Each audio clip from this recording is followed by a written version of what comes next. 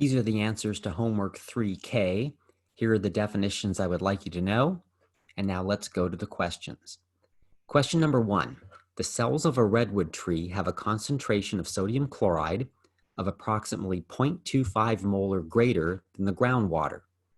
At 20 degrees Celsius, calculate the osmotic pressure that would develop in the cells of the redwood tree through the cell membranes. If you want to calculate the osmotic pressure that builds up in a salt solution, and therefore the cells of the redwood tree, we would use the osmotic pressure equation, pi equals INRT over V. I is the Van Hoff factor for whatever the solute is. In this case, it's sodium chloride, so the I value is 2. N is the number of moles of solute that are in the salt solution if it's in contact with pure water, or if it's in contact with another salt solution, it's the difference in the number of moles of salt. And in this case, it says that the sodium chloride in the redwood trees is 0.25 molar greater than groundwater, so that N over V value will be the difference in the molarities of the cells of the redwood tree and the groundwater, which would be 0.25 moles per liter. R is the universal gas constant, 0.08206 liter atmospheres per mole Kelvin. And T is going to be the temperature, and it has to be switched to Kelvin. So we'll take the 20 degrees Celsius, add 273.2 to it, and get 293 with a guard digit 0.2. So I'm going to use the N over V value as molarity. And so I'm going to go 2 as the I value, multiplied by 0.25 moles per liter, multiplied by our universal gas constant, and multiplied by the temperature in Kelvin. And this is going to give us an osmotic pressure of 12 atmospheres. So this is how much osmotic pressure develops in the cells of a redwood tree. That means water flows into the cells of the redwood tree faster than water flows into the ground. So the water would have to build up in the redwood tree so much that it has 12 atmospheres of pressure pushing the water out of the redwood tree cells to make it equal to the rate the water is coming in. Why is that number significant? If I do a couple little conversions here for you, 12 atmospheres, if I want to switch that into millimeters of mercury, the equality statement is 1 atmosphere is 760.0 millimeters of mercury. So this is now the osmotic pressure in millimeters of mercury. If I want this in millimeters of water, it turns out that 13.6 millimeters of water is the same amount of pressure as 1 millimeter of mercury. So now I have millimeters of water. If I convert millimeters of water into meters by using a metric conversion, then I'm going to have the osmotic pressure measured in meters. So the osmotic pressure that builds up in the cells of a redwood tree is actually 120 millimeters of water, or in the English system, 390 feet. So why is that significant? This tree right here is located in Northern California. Its name is Hyperion. It's in the Redwood National Park. It's the tallest tree in the entire world. How tall is Hyperion? 379 feet tall. Why is it 379 feet tall? As this tree grows, the water flows into the redwood tree from the roots faster than water flows out.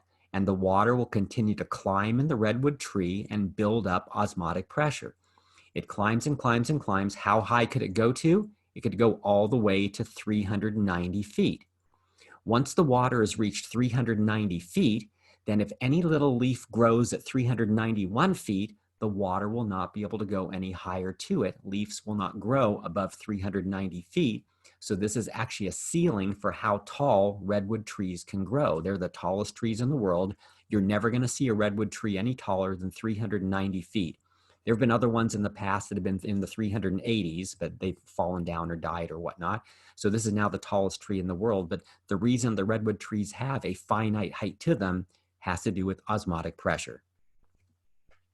Problem number 2, a 0.0200 gram sample of a protein is dissolved in water at 25 degrees Celsius to make 25.0 milliliters of solution.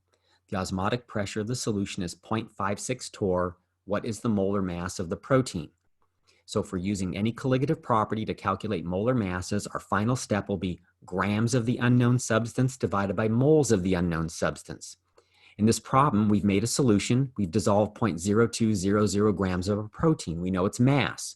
So we have to calculate how many moles of the protein are in that solution, and that's going to happen with the osmotic pressure equation. We're just going to solve this equation for N. We're going to plug all the values in here that we know. So they told us the osmotic pressure is 0.56 torr. That needs to be converted into atmospheres. So the equality statement is 1 atmosphere equals 760.0 torr. So in our equation, we're going to do the osmotic pressure as 0.00073 and a guard digit 7 atmospheres. If I rearrange the equation to solve for N, I can now plug in my osmotic pressure. The volume, which was given as 25 milliliters, will have to be switched to 0.0250 liters. The I value for a protein is going to be 1 because a protein is not an electrolyte. Electrolytes are salts, which are ionic compounds, or acids, and a protein is not a salt or an acid. The T value in the denominator will be our temperature. It was given as 25 degrees. We'll have to switch that to Kelvin, so I'm going to add 273.2 to that, making the temperature 298.2.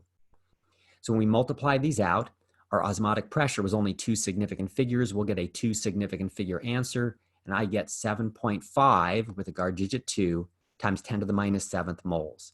That's how many moles of the protein must have been dissolved in the solution, and we know we put into the solution 0.0200 grams. So if you divide the grams of the protein that were placed in the solution by the calculated number of moles of protein that are in the solution, that will give you the solution's molar mass. This comes out to 2 significant figures, 27,000 grams per mole. Question number 3. Historically, people would salt meat in order to preserve it. Why is this done?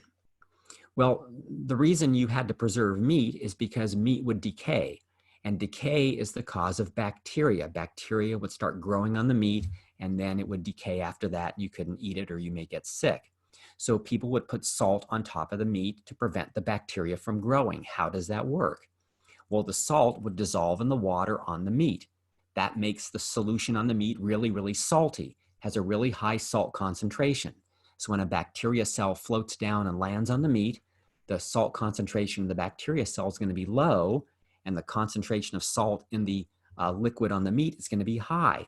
What's going to happen? Water is going to wind up flowing from the bacteria cell out into the higher concentration salt solution. The natural phenomenon for osmotic pressure is that the water always flows to try to dilute the more concentrated salt solution. So if the bacteria cell has a low salt concentration and the water on the meat has a high salt concentration, the water flows faster out of the bacteria cell into the higher salt concentration on the meat. So the bacteria cells that are in contact with the solution will lose their water and they'll dehydrate due to osmosis, and that will cause them to die. And that way the meat is preserved.